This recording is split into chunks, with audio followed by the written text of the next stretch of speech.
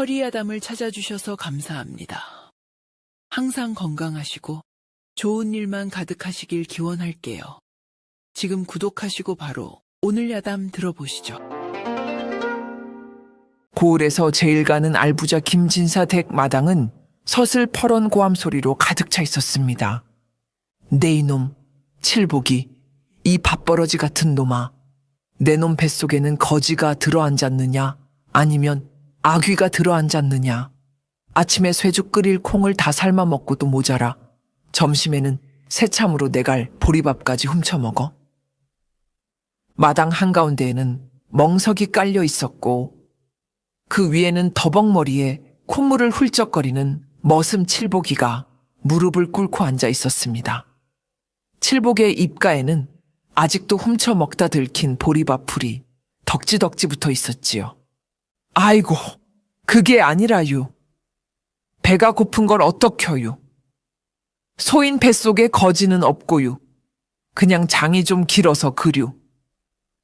칠복은 억울하다는 듯 퉁퉁한 배를 문지르며 능청을 떨었습니다. 그 꼴을 보니 김진사의 화가 머리끝까지 치솟았습니다. 이놈이 말대꾸는 여봐라. 당장 저놈을 멍석에 둘둘 말아라. 몽둥이 찜질을 해서 뱃속에 든 밥알이 튀어나오게 만들어주마. 김진사의 호령에 건장한 머슴들이 몽둥이를 들고 달려들었습니다. 칠복은 아이고 사람 살려 밥 좀 먹은 게 죽을 죄여유 하며 멍석 위를 대굴대굴 구르며 피하는 척했습니다. 집안 식솔들이 모두 나와 혀를 차며 구경하고 있었지요. 분위기는 험악했지만 늘 있는 일상이라 다들 저러다 말겠지 하는 심정이었습니다. 그때였습니다. 김진사 댁 담장 너머 울창한 대나무 숲 사이에서 서늘한 살기가 번뜩였습니다. 핑. 담장 위에서 날아온 화살은 정확하게 김진사의 미간을 노리고 있었습니다. 김진사는 삿대질을 하느라 무방비 상태였고 거리는 불과 10여 보. 피할 수도 막을 수도 없는 절체절명의 순간이었습니다. 마님, 제 말 좀 들어보슈. 그 순간 멍석 위에 엎드려 있던 칠복이 벌떡 일어났습니다. 그의 손에는 언제 챙겼는지 모를 먹다 남은 밥그릇과 젓가락이 들려 있었습니다. 칠복은 기지개를 켜듯 팔을 휘저으며 김진사의 얼굴 앞을 가로막았습니다. 둔탁하면서도 경쾌한 파열음이 마당에 울려 퍼졌습니다. 시간이 멈춘 듯 했습니다. 김진사는 눈앞에서 무슨 일이 벌어졌는지 이해하지 못해 눈만 껌뻑거렸습니다. 그의 코앞, 불과 깻잎 한 장 차이로 시커먼 화살촉이 멈춰 서 있었습니다. 그리고 그 화살을 잡고 있는 것은 다름 아닌 칠복이 쥐고 있던 젓가락이었습니다.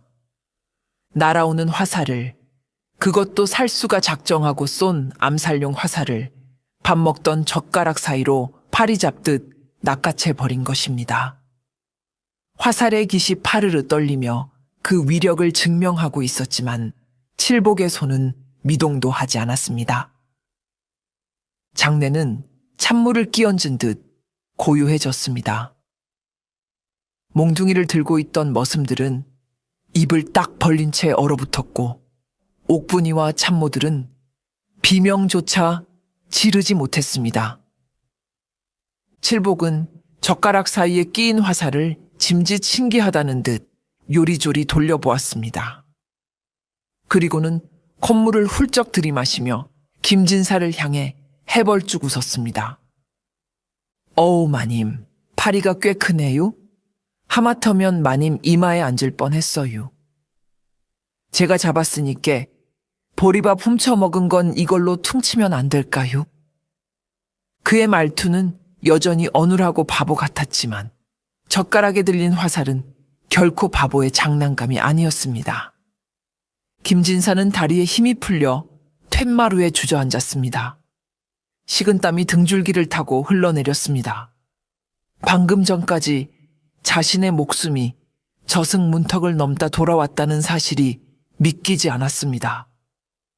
그는 떨리는 손으로 칠복이 내민 화살을 받아들었습니다. 화살촉에는 푸르스름한 독이 발라져 있었습니다. 스치기만 해도 즉사할 맹독이었습니다. 이게 정말 화살이란 말이냐? 김진사는 담장 쪽을 바라보았습니다. 하지만 자객은 이미 칠복이 화살을 잡는 것을 보고 기겁하여 도망친 뒤였습니다. 대나무 숲은 쥐 죽은 듯 고요했습니다. 칠복아, 네가 이걸 어떻게 잡았느냐? 김진사가 믿을 수 없다는 눈으로 칠복을 올려다 보았습니다. 평소 밤만 축내고 잠만 자는 칠복이 무림 고수일리는 만무했습니다. 그렇다면 이것은 우연인가? 천운이 따랐던 것인가? 칠복은 머리를 긁적이며 밥풀 묻은 얼굴로 대답했습니다. 글쎄요, 파리인 줄 알고 젓가락질을 했는데 웬 꼬챙이가 잡히지 뭡니까요? 제가 원래 밥상 위에서는 젓가락질이 좀 빠르잖아요. 콩자반 집어먹던 실력으로다가 확 낚아챘지요. 너무나 태연하고 멍청한 대답에 김진사는 맥이 탁 풀렸습니다. 허허, 젓가락질로 화살을 잡다니. 기가 찰 노릇이로구나. 주변에 있던 하인들도 웅성거리기 시작했습니다. 역시 칠복이 형님은 운 하나는 타고났다니까. 그러게, 밥 먹으려고 젓가락 들고 있다가 소 뒷걸음질 치다 쥐 잡은 격이네. 모두가 칠복의 행동을 우연으로 치부했습니다. 하지만 김진사의 마음 한구석에는 여전히 의심의 찌꺼기가 남아 있었습니다. 화살이 날아오는 찰나의 순간 칠복의 눈빛이 평소와 달리 서늘하게 빛났던 것 같은 느낌을 지울 수가 없었기 때문입니다. 하지만 지금 눈앞에 서 있는 칠복은 다시 멍청한 표정으로 콧물을 닦고 있을 뿐이었습니다. 마님, 그래서 저 안 때리실 거죠? 그리고 기왕 파리도 잡은 김에 밥 한 공기만 더 주시면 안 돼요? 화들짝 놀랐더니 배가 꺼져서 칠복이 빈 밥그릇을 내밀며 칭얼거렸습니다. 김진사는 기가 막혀 헛웃음을 터뜨렸습니다. 에잉, 쯧쯧. 식충이 놈. 내 놈 뱃속에는 정말 걸신이 들렸나 보다. 됐다, 멍석 풀어라. 오늘은 운 좋은 줄 알아라. 김진사는 손을 휘저으며 안방으로 들어갔습니다. 하지만 문을 닫고 들어앉은 그의 손은 여전히 덜덜 떨리고 있었습니다. 그는 품에서 칠복이 건넨 독 화살을 꺼내 책상 위에 올려두었습니다. 우연이라기엔 너무나 정교했다. 저 녀석 정말 바보가 맞는가? 김진사의 의심은 깊어졌지만 당장 확인할 방법은 없었습니다. 마당에서는 칠복이 옥분이에게 밥을 더 달라고 조르는 소리가 들려왔습니다. 누님, 누룽지 남은 거 없수? 아까 그거 운동 좀 했다고 허기가 지네. 칠복의 목소리는 평화롭기 그지없었지만 그날 오후 김진사 댁의 담장 너머로는 심상치 않은 바람이 불기 시작했습니다. 자객 사건 이후 며칠이 지났지만 칠복의 일상은 변한 게 없었습니다. 아니, 오히려 더 게을러진 것 같았습니다. 다른 머슴들이 새벽부터 일어나 마당을 쓸고 쇠죽을 끓일 때 칠복은 해가 중천에 뜰 때까지 행랑채 구석에 처박혀 드르렁코를 골았습니다. 야, 칠복이 언제까지 잘 거냐? 오늘 산에 가서 나무 해오라고 했잖아. 마당소해가 칠복의 엉덩이를 걷어차며 깨웠습니다. 칠복은 부스스 일어나 눈곱을 떼며 하품을 했습니다. 아이고, 마당소해 형님, 잠 좀 잡시다. 밥 먹고 바로 자야 살로 가는데 잠을 깨우면 쓰나. 이 식충기 놈이 밥값은 해야 할 거 아냐. 당장 지게 지고 산으로 튀어. 칠복은 투덜거리며 지게를 지고 산으로 향했습니다. 다른 머슴들은 나무 한 짐 해오는데 2시즌이면 충분했지만 칠복은 반나절이 꼬박 걸렸습니다. 머슴들은 칠복이 산속, 어디 나무 그늘에 누워 낮잠이나 자다 오는 게 분명하다고 수군거렸습니다. 하지만 사실은 달랐습니다. 칠복은 산 입구에 들어서자마자 걸음걸이가 바뀌었습니다. 터덜터덜 걷던 발걸음은 소리 없이 가벼워졌고 구부정한 허리는 곧게 펴졌습니다. 그는 나무를 하러 가는 것이 아니라 산세를 읽으러 가는 것이었습니다. 칠복은 바위 위에 걸터 앉아 눈을 감았습니다. 그리고 귀를 열었습니다. 바스락, 백포, 밖에서 다람쥐가 도토리를 굴리는 소리, 푸드덕, 산등성이 너머에서 매가 날아오르는 소리, 저벅, 저벅, 그리고 10리박 산채에서 도적들이 훈련하며 땅을 밟는 진동 소리까지. 칠복의 귀는 천리안보다 더 정확하게 세상의 소리를 읽어냈습니다. 그는 바람 소리를 통해 산의 지형을 파악하고 짐승의 발자국 소리를 통해 숲의 변화를 감지했습니다. 그는 김진사 댁을 노리는 자들의 기척이 있는지, 수상한 자가 마을에 들어왔는지를 매일같이 감시하고 있었던 것입니다. 북쪽 산채놈들이 움직임이 심상치 않구만. 쇠붙이 가는 소리가 요란해. 칠복은 혼잣말을 하며 바닥에 떨어진 삭정이들을 주워 담았습니다. 남들 보기엔 게으름 피우다 대충 주워온 나무 같았지만 그가 가져오는 나무들은 속이 꽉 차고 화력이 좋은 알짜배기들 뿐이었습니다. 산을 내려올 때쯤 칠복은 다시 어수룩한 바보의 표정으로 돌아왔습니다. 아이고, 힘들다. 나무가 왜 이리 무겁대? 마당에 들어선 칠복을 보며 다른 머슴들이 비웃었습니다. 어이구, 칠복 장군 오셨네. 반나절 동안 겨우 요만큼 해온 거야? 군뱅이도 너보단 빠르겠다. 그들은 칠복의 집신을 숨기거나 밥에 돌을 섞는 등 짓궂은 장난을 쳤습니다. 하지만 칠복은 화를 내기는커녕 허허실실 웃어넘겼습니다. 형님들도 참 장난이 심하시네. 돌 섞인 밥도 꼭꼭 씹어 먹으면 소화 잘 돼유.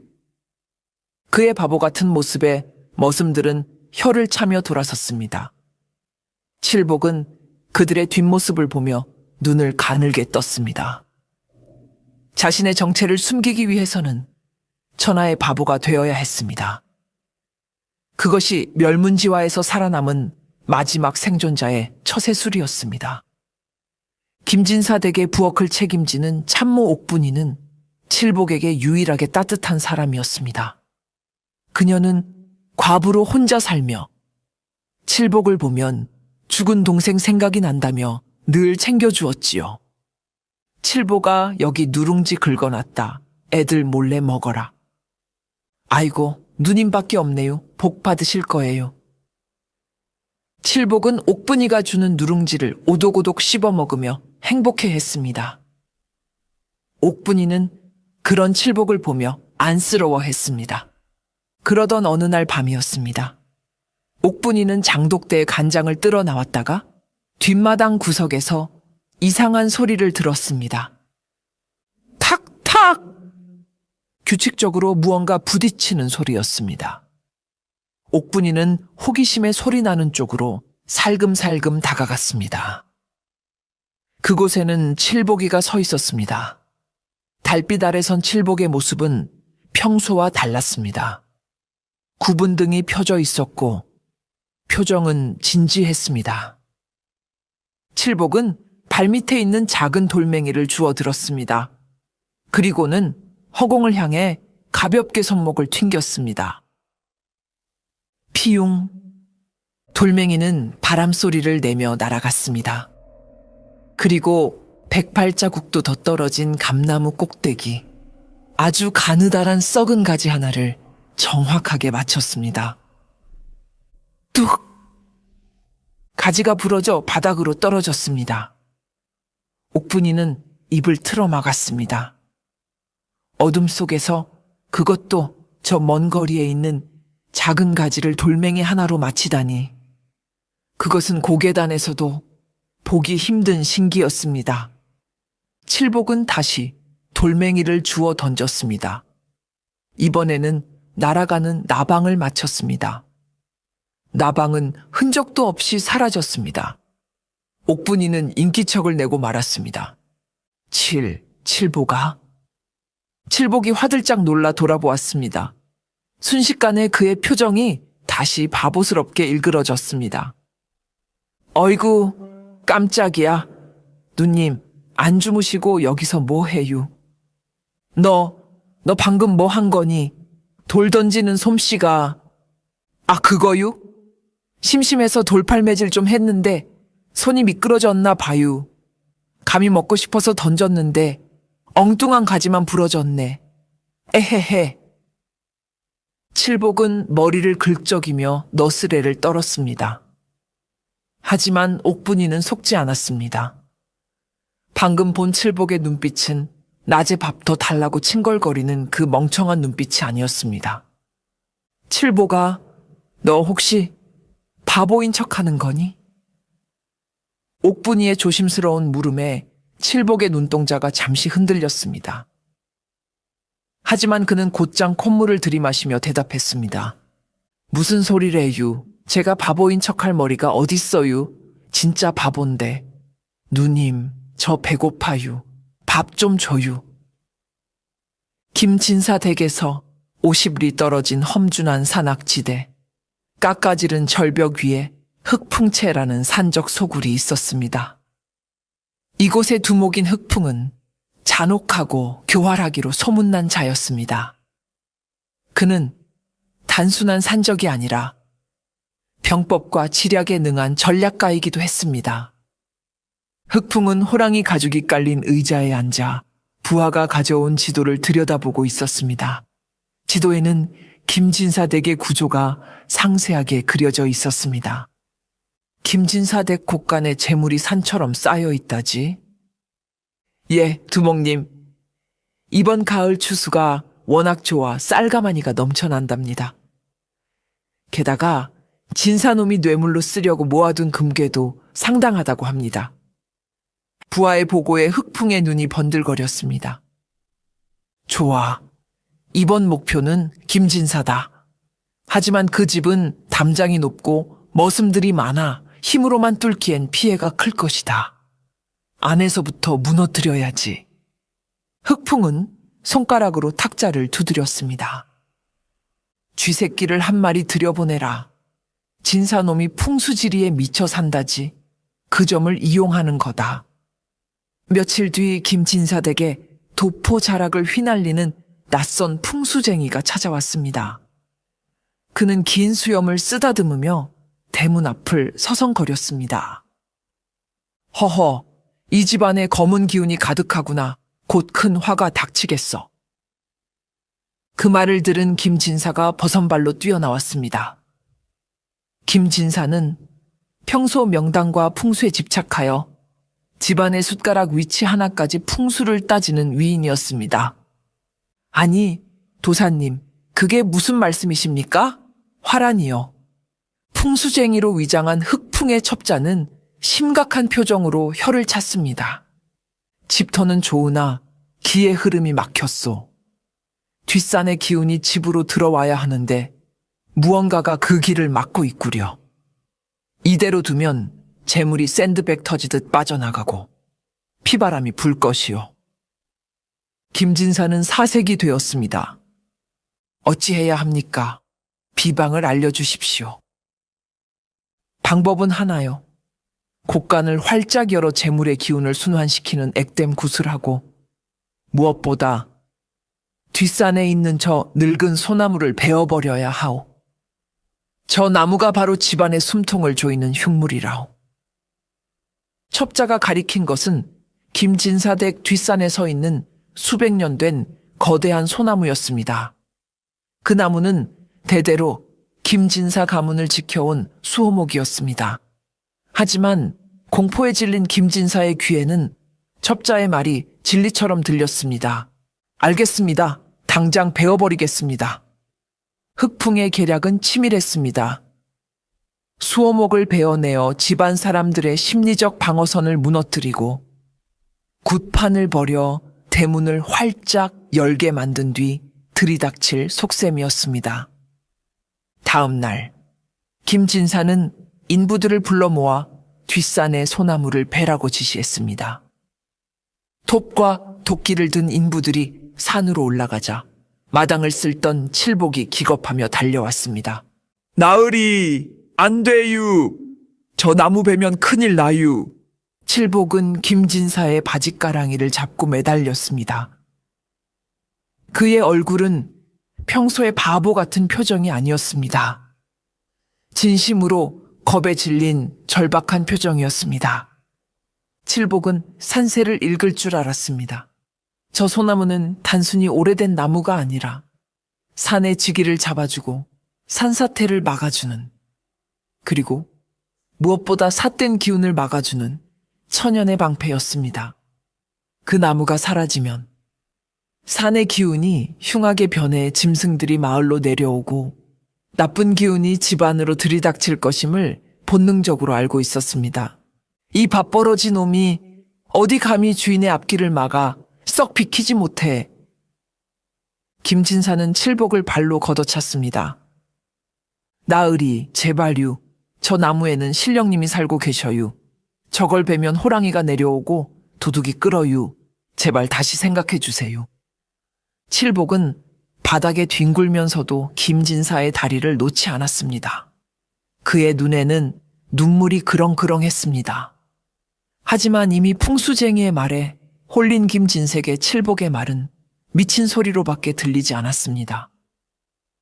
재수 없는 소리. 도사님이 저게 흉물이라는데 내 놈이 뭘 안다고 떠들어? 여봐라. 이 놈을 광에 가둬라. 하인들이 달려들어 칠복을 끌어냈습니다. 칠복은 끌려가면서도 목이 터져라 소리쳤습니다. 안 돼유, 나으리, 후회하실 거예요. 결국 톱질 소리가 산을 울렸습니다. 우지끈 하는 굉음과 함께 수백 년간 마을을 굽어보던 거대한 소나무가 쓰러졌습니다. 쿵 하고 땅이 울릴 때 광에 갇힌 칠복은 눈을 감고 깊은 한숨을 내쉬었습니다. 아이고, 둑이 터져 버렸네. 이제 어쩐다냐. 나무가 쓰러지자마자 거짓말처럼 하늘이 어두워졌습니다. 먹구름이 몰려오는가 싶더니 산에서 수백 마리의 까마귀 떼가 날아올라 김진사 댁 지붕 위를 빙빙 돌기 시작했습니다. 깍! 깍! 재수없는 울음소리가 집안을 가득 채웠습니다. 하인들은 겁에 질려 옹성거렸습니다. 이거 정말 나무를 베서 그런 거 아니에요? 분위기가 영. 게다가 부엌에서는 옥분이가 비명을 질렀습니다. 마님, 우물물이 핏물처럼 붉어졌어요. 김진사가 달려가 보니 맑았던 우물물이 흙탕물로 변해 붉은 빛을 띠고 있었습니다. 나무 뿌리가 뽑히면서 지하수의 맥이 뒤틀린 탓이었습니다. 김진사의 얼굴이 하얗게 질렸습니다. 도사님, 이게 어찌 된 일입니까? 흉물이 없어졌는데 왜 이런 변고가? 풍수쟁이는 당황한 기색 없이 부채를 펄럭이며 말했습니다. 허허, 걱정 마시오. 이건 묵은 애군이 빠져나가면서 생기는 일시적인 현상이라오. 고름을 짜내면 피가 나는 법이지요. 이제 곳간을 열고 큰 잔치를 벌여 양기를 채우면 만사형통할 것이오.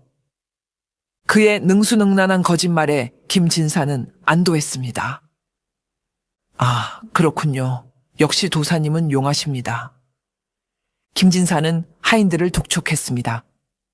내일 내 환갑잔치를 성대하게 열 것이다. 곳간을 열어라. 술과 고기를 준비하고 대문을 활짝 열어 손님을 받아라. 광에 갇힌 칠복은 까마귀 소리를 들으며 혀를 찼습니다. 까마귀가 고기 냄새를 맡고 왔구나. 내일이면 이 집 마당에 피비린내가 진동하겠어. 그는 주머니를 뒤적거려 숨겨둔 쇠젓가락 2개와 짱돌 몇 개를 만지작거렸습니다. 내일은 밥숟가락 대신 다른 것을 들어야 할 것 같았습니다. 김진사의 환갑 잔칫날이 밝았습니다. 아침부터 김진사 댁은 잔치 준비로 분주했습니다. 고소한 기름 냄새와 풍악 소리가 담장을 넘었습니다.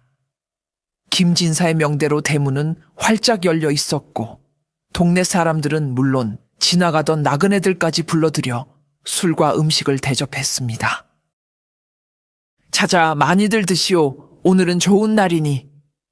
김진사는 비단 옷을 입고 상석에 앉아 흐뭇하게 웃었습니다. 풍수쟁이는 그 옆에서 김진사의 잔에 술을 따르며 의미심장한 미소를 지었습니다. 점심때가 지나자 웬 장사치 무리가 마당으로 들어섰습니다.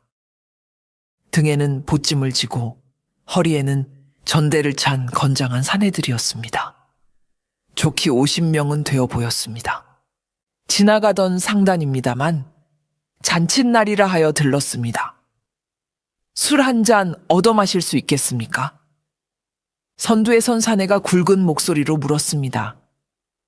삿갓을 깊게 눌렀어 얼굴이 잘 보이지 않았지만 턱수염이 덥수룩한 것이 예사롭지 않아 보였습니다. 바로 흑풍이었습니다. 오, 어서들 오시오. 자리가 좁지만 앉으시오. 김진사는 의심 없이 그들을 받아들였습니다. 사내들은 마당 곳곳에 자리를 잡고 앉았습니다. 그들은 술을 마시는 척하며 매의 눈으로 집안 구조와 도망칠 곳, 그리고 곳간의 위치를 살폈습니다. 광에서 풀려나 마당 구석에서 설거지를 돕던 칠복은 그들이 들어서는 순간 멈칫했습니다. 발소리가 무겁다. 보통 장사치라면 짐 무게 때문에 발소리가 둔탁해야 하는데 이들의 발소리는 묵직하면서도 날랬습니다. 그리고 옷자락이 스칠 때마다 미세하게 들려오는 쇳소리. 짤그랑 척. 그것은 엽전 소리가 아니었습니다. 옷 속에 숨긴 칼과 도끼가 부딪히는 소리였습니다. 칠복은 옥분이에게 넌지시 말했습니다. 누님, 오늘 밥상이 좀 험악해질 것 같네요. 혹시 무슨 일 생기면 솥단지 뒤로 숨으세요. 얘가 또 무슨 소리니? 재수없게. 옥분이는 핀잔을 주었지만 칠복의 눈은 웃고 있지 않았습니다. 술판이 무르익고 해가 뉘엿뉘엿 넘어가기 시작했습니다. 김진사는 술에 취해 얼굴이 불구죽죽해졌습니다. 얼쑤, 좋다. 오늘 밤새도록 마시자. 그때 상석에 앉아있던 풍수쟁이가 자리에서 일어나며 부채를 탁 접었습니다. 그것이 신호였습니다. 흑풍이 삿갓을 벗어 던졌습니다. 흉악한 얼굴이 드러났습니다. 자, 이제 잔치는 끝났다. 상 치워라. 흑풍의 고함과 동시에 얌전히 술을 마시던 50명의 장사치들이 일제히 품속에서 시퍼런 강철검과 도끼를 꺼내 들었습니다. 와! 그들은 순식간에 돌변하여 주변에 있던 하인들을 발로 차고 밥상을 뒤엎었습니다. 문 닫아라! 개미 새끼 한 마리도 살려 보내지 마라! 대문 근처에 있던 도적들이 육중한 대문을 쾅 닫고 빗장을 걸었습니다. 밖에서 구경하던 마을 사람들은 비명을 지르며 도망쳤고 안에 갇힌 사람들은 독 안에 든 쥐가 되었습니다. 이게 무슨 짓들이냐? 김진사가 소리쳤지만 풍수쟁이가 비수를 꺼내 김진사의 목에 겨누었습니다. 조용히 해. 이 늙은이야. 목청이 좋아서 오래 살겠어. 도사님. 도사는 무슨, 나는 백귀파의 책사다. 내 놈 탐욕 덕분에 아주 쉽게 들어왔구나. 잔치장은 순식간에 아수라장이 되었습니다. 부녀자들은 비명을 지르며 마루 밑으로 기어들어갔고 남자들은 구석에 몰려 벌벌 떨었습니다.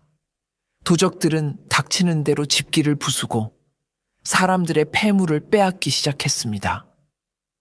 살려주세요. 다 가져가세요. 비명과 울음소리, 그릇 깨지는 소리가 뒤섞여 지옥도가 펼쳐졌습니다. 평화롭던 잔칫날은 피비린내 나는 약탈의 현장으로 변했습니다. 도적들은 부엌까지 들이닥쳤습니다. 여기 숨겨둔 술이랑 고기 다 내놔. 도적 하나가 옥분이의 머리채를 잡고 흔들었습니다. 아이고, 사람 살려, 칠보가? 옥분이가 비명을 질렀습니다. 그때 부엌 구석 쌀뚝 뒤에서 부스럭거리는 소리가 났습니다.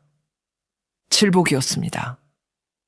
그는 이 난리통에도 밥그릇을 들고 쪼그리고 앉아 밥을 먹고 있었습니다. 칠복은 천천히 일어났습니다. 입가에 묻은 밥풀을 떼어 먹으며 길게 하품을 했습니다. 아따, 밥 좀 편하게 먹읍시다.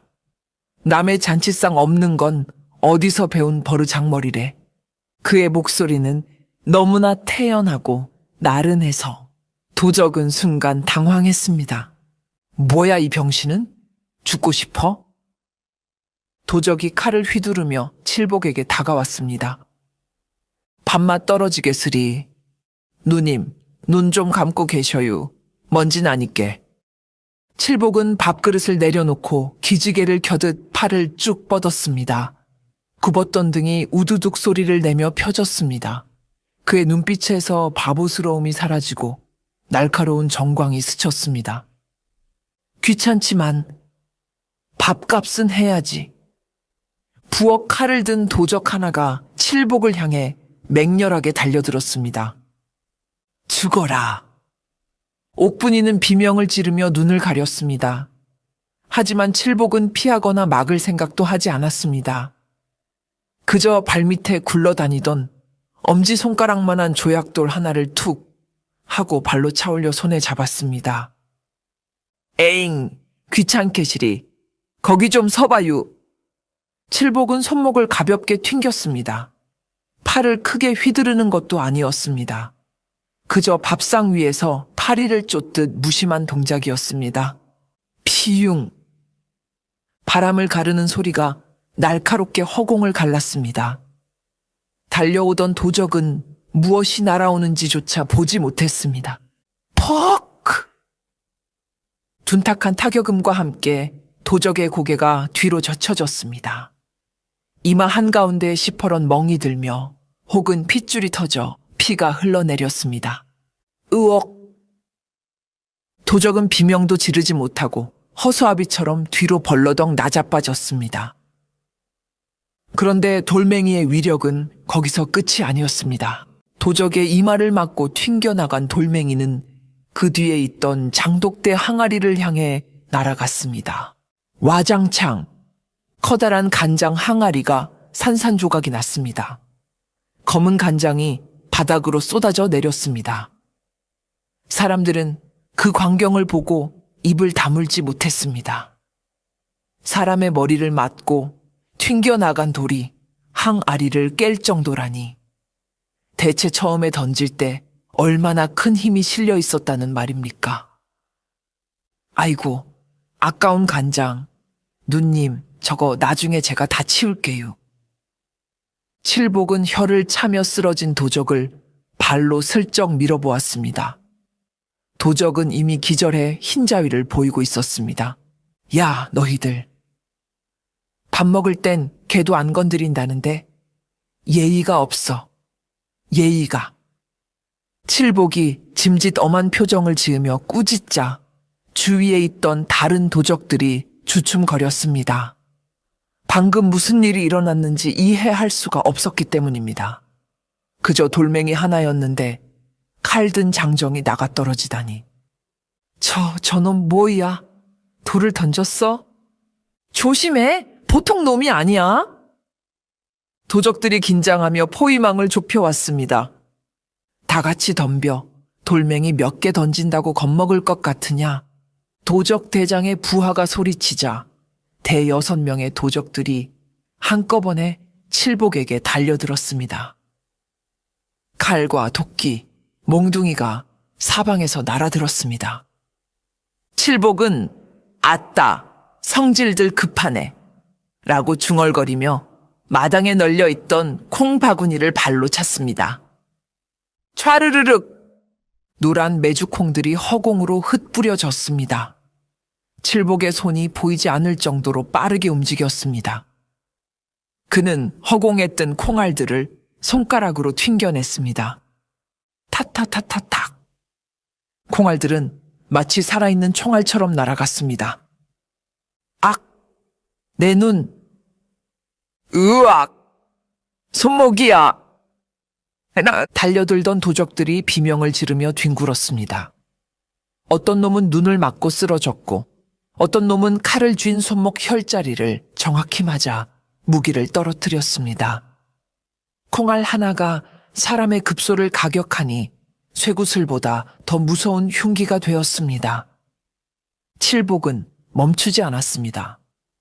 그는 마당에 굴러다니는 숟가락, 젓가락, 심지어 깨진 기왓장 조각까지 손에 잡히는 대로 던졌습니다. 받아라, 숟가락. 퍽! 숟가락이 회전하며 날아가 도적의 미간에 꽂히듯 박혔습니다. 옛다 기왓장. 기왓장 조각이 날아가 도적의 칼날을 부러뜨렸습니다.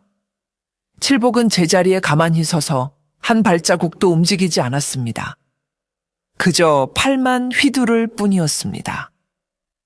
하지만 그의 손을 떠난 모든 물건은 백발백중 도적들의 급소를 찾아갔습니다. 도적들은 공포에 질렸습니다. 귀신이다. 돌이 살아서 날아와. 보이지가 않아. 으악! 마당은 순식간에 도적들의 비명소리로 가득 찼습니다. 칠복은 하품을 하며 손을 털었습니다. 아이고, 팔 아파라. 밥심으로 던지는 건데 배가 다 꺼지겠네.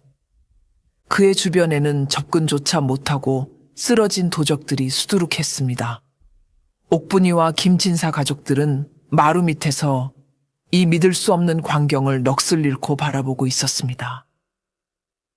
저 게으름뱅이 칠복이가 혼자서 수십 명을 상대로 구판을 벌이고 있었으니까요.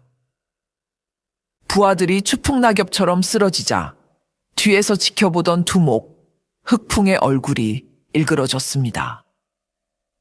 그는 자신의 정예 부하들이 고작 머슴한 놈에게 그것도 돌팔매질에 당한다는 사실을 참을 수 없었습니다.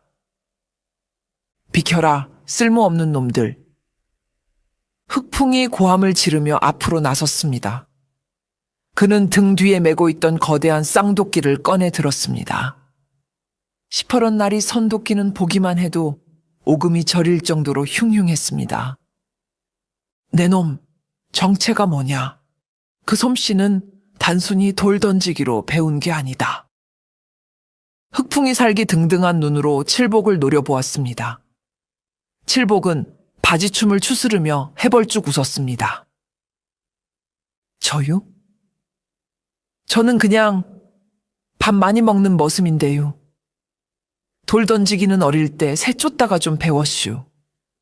새를 쫓아?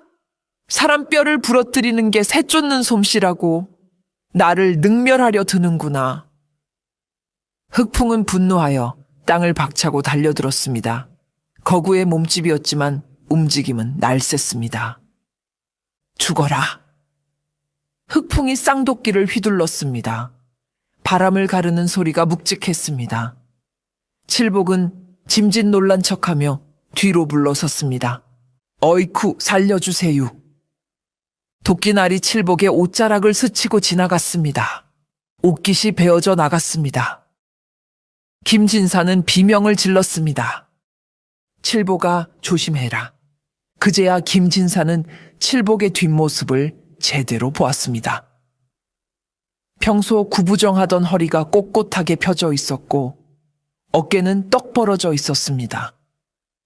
도끼를 든 산적 두목 앞에서도 전혀 위축되지 않는 태산 같은 뒷모습이었습니다.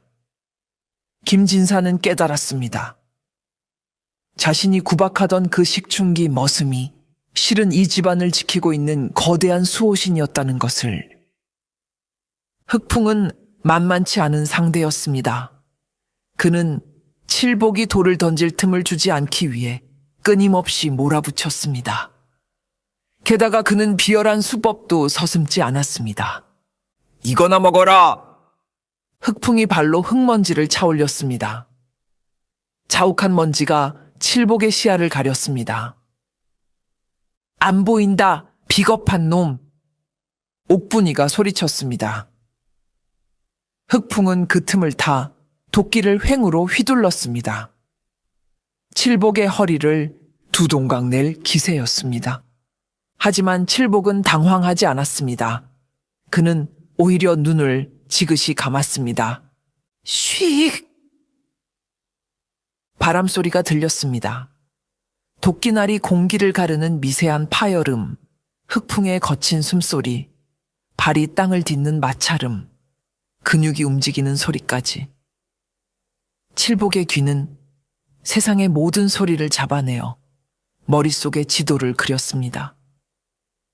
오른쪽, 허리 높이. 칠복은 눈을 감은 채 상체를 뒤로 젖혔습니다. 쿵!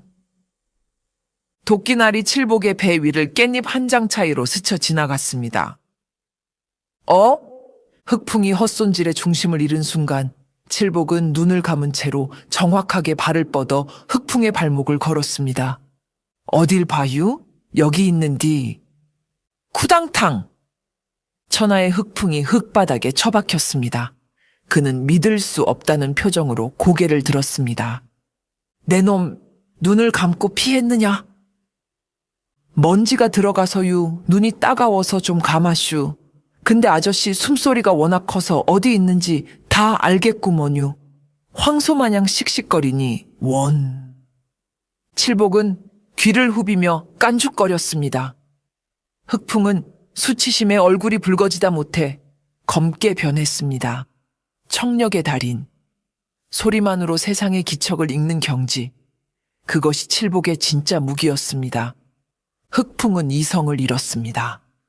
그는 벌떡 일어나 미친 듯이 도끼를 휘두르며 칠복에게 달려들었습니다. 이 요물 같은 놈, 갈갈이 찢어 죽여주마! 도끼의 기세가 더욱 흉포해졌습니다. 주변의 장독대가 깨지고 기둥이 찍혀 나갔습니다. 칠복은 계속 피하기만 해서는 끝이 없겠다고 판단했습니다. 아따, 끈질기네. 이제 그만 좀 합시다. 나 밥심 떨어졌어요. 칠복은 마당 한 구석에 놓여있던 맷돌을 발견했습니다. 콩을 갈 때 쓰는 육중한 돌덩어리였습니다. 보통 장정 2명이 낑낑대며 들어야 할 무게였습니다. 흑풍이 도끼를 머리 위로 치켜들고 내리찍으려는 순간 칠복은 한 손으로 맷돌의 손잡이를 잡았습니다. 으라치카! 칠복은 기압과 함께 맷돌을 한 손으로 번쩍 들어 올렸습니다. 팔뚝의 근육이 터질 듯 부풀어 올랐습니다. 이거나 먹고 떨어져라! 칠복은 맷돌을 흑풍을 향해 냅다 집어 던졌습니다. 휘잉! 맷돌이 무시무시한 회전을 하며 날아갔습니다. 흑풍은 눈앞으로 날아오는 거대한 돌덩어리에 기겁하여 도끼로 막으려 했습니다. 깡! 퍽! 맷돌은 흑풍의 강철 도끼를 부러뜨리고 그대로 흑풍의 가슴팍을 강타했습니다. 크악! 흑풍은 비명을 지르며 뒤로 5미터나 날아가 담벼락에 처박혔습니다. 담장이 무너져 내리며 흑풍을 덮쳤습니다. 맷돌은 바닥에 떨어져 뱅글뱅글 돌다가 멈췄습니다. 흑풍이 쓰러지자 남은 도적들은 전의를 완전히 상실했습니다. 그들은 무기를 바닥에 떨어뜨리고 덜덜 떨며 무릎을 꿇었습니다. 살려주십시오. 저희는 시키는 대로 했을 뿐입니다요. 칠복은 흙먼지를 털며 털썩 주저앉았습니다. 긴장이 풀리자 다시 어수룩한 표정이 돌아왔습니다. 아이고 허리야, 밥심으로 싸우는 건데 배가 다 꺼졌네. 누님 밥 남은 거 없슈? 그는 옥분이를 보며 배시시 웃었습니다. 방금 전까지 사람을 날려보내던 무신의 모습은 온데간데 없고 다시 밥만 찾는 식충이 머슴으로 돌아온 것입니다. 숨어있던 김진사와 식솔들이 조심스럽게 밖으로 나왔습니다. 마당은 난장판이 되어 있었지만 아무도 다친 사람은 없었습니다. 김진사는 칠복에게 다가가려다 멈칫했습니다. 예전처럼 함부로 대할 수가 없었습니다. 그는 떨리는 목소리로 물었습니다. 칠복아, 네가 다 한 것이냐? 네? 도적놈들이 약골이라서 금방 지치대요. 운이 좋았슈. 칠복은 쑥스러운 듯 코를 훌쩍였습니다. 얼마 후 관아에서 포졸들이 들이닥쳐 도적들을 포박해 갔습니다. 흑풍은 갈비뼈가 부러져 신음하며 끌려갔습니다.